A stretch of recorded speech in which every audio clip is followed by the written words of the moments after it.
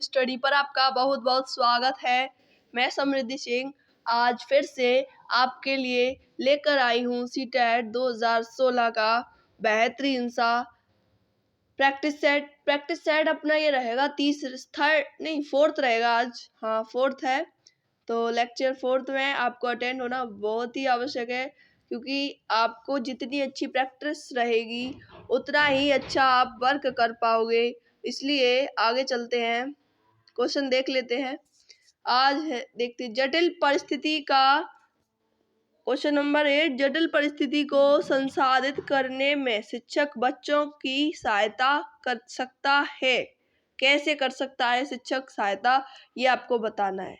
जब बच्चा जटिल परिस्थिति में होता है तो उसको सरल, थोड़ा सा इजी बनाने में शिक्षक कैसे हेल्प कर सकता है, क्योंकि शिक्षक हेल्पर के रूप में कहा गया है चाइल्ड डेवलपमेंट में। तो आपको बताना है शिक्षक कैसे बच्चे की सहायता कर सकता है।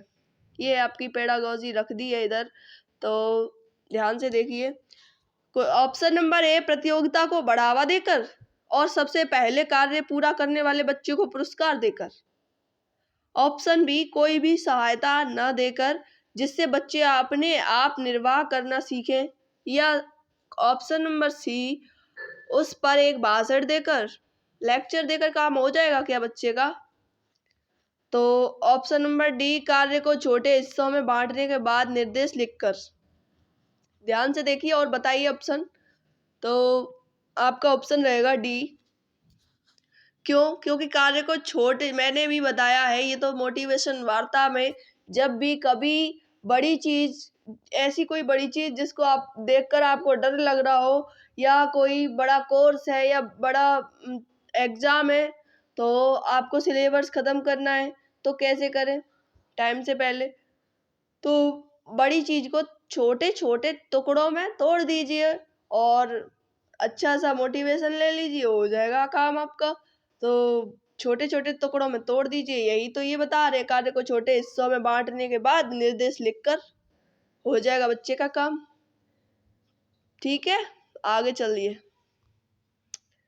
पेडागोजी समझने वाली बात है कि आप किस प्रकार बच्चे को डील करोगे, यही वो जानना चाहता है एग्जामिनर, बस और कुछ भी नहीं है।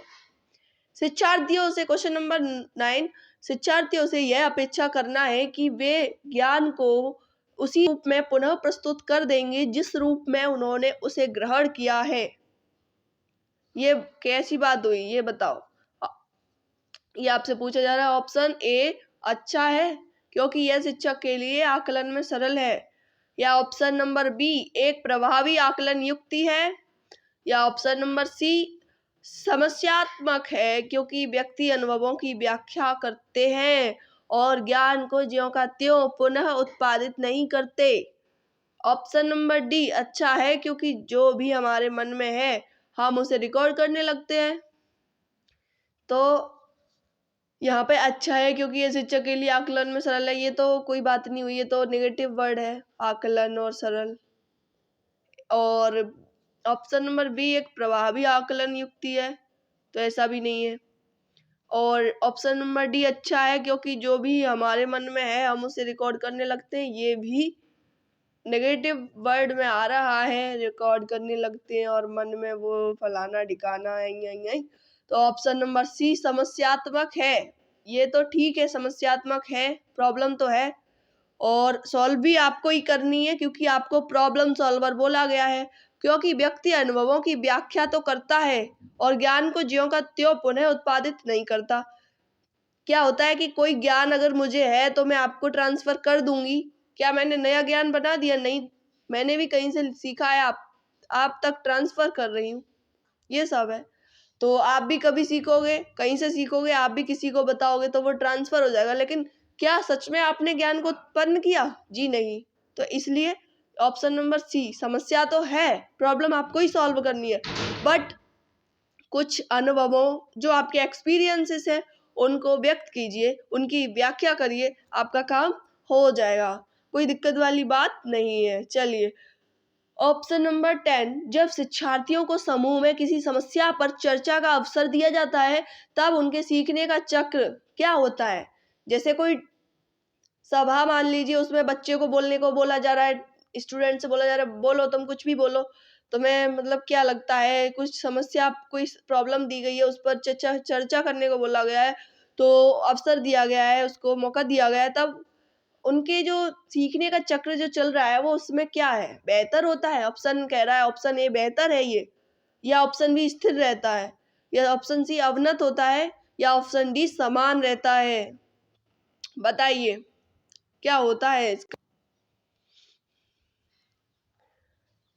तो ऑप्शन ए, जब शिक्षार्थियों को सही समूह में किसी समस्या पर चर्चा करने का अवसर दिया जाता है तो उनके सीखने का वक्र एक बेहतर होता चला जाता है। क्यों कि समस्या पर चर्चा करना कोई एक बुरी बात नहीं होती, उससे बच्चा स्थिर नहीं रह जाएगा और ना ही बच्चा पिछड़ जाएगा, बल्कि बच्चा बेहतर बनेगा, उसे समस्या सॉल्वर बनाने में एक ये बेहतरीन कदम रहेगा आपका।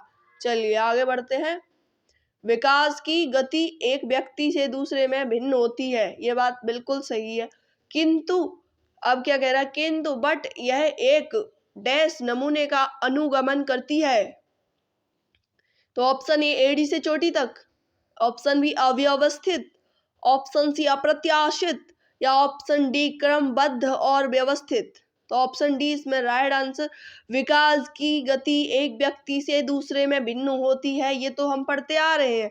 यह भिन्नता वैयक्तिक भिन्नता, इसको बोला जाता है इंडिविजुअल डिफरेंसेस के कारण उत्पन्न होती है, परंतु प्रत्येक व्यक्तियों में विकास एक क्रमबद्ध एवं व्यवस्थित व्यवस्था के अनुसार ही होता है, अतः यह विकास क्रमबद्ध एवं व्यवस्थित नमूने का अनुगमन करती है। मतलब समझने की कोशिश कीजिए, विकास की गति तो भिन्न होती है।